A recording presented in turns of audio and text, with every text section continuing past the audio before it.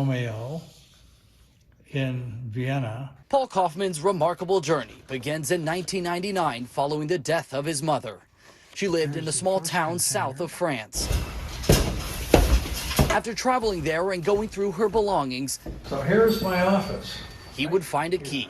And that key would not only open up a safety deposit box, but inside reveal a second box full of mysteries. A black tin container, actually, with a lid, and scratched on the surface was the name Beethoven.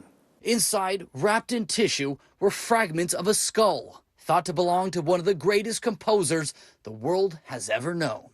Surprise and wonderment. What is this all about? For the next 30 years, Kaufman tried to answer that question. He traveled back to the States with the skull in his suitcase and began researching, finding help from the top scholars in San Francisco and San Jose. And we later learned that the investigator just, was very excited about it. Researchers would find a connection to Kaufman's great-great-uncle, Dr. Franz Romeo Seligman, a Viennese physician, medical historian, and anthropologist. Dr. Seligman received the bone fragments in 1863 after Beethoven's body was exhumed for research, in part to learn what made the composer go deaf in one ear.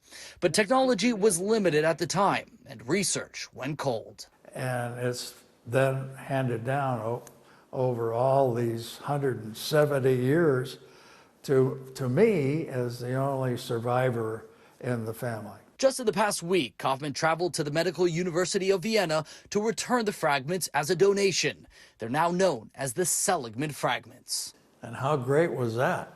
But nearly 6,000 miles away in a home in Carmichael, Kaufman's gift is much more than a donation, but a family destiny fulfilled. I mean, I can look up now in the sky and, see my mother and, all my relatives being so happy. They're back to Vienna, where they belong.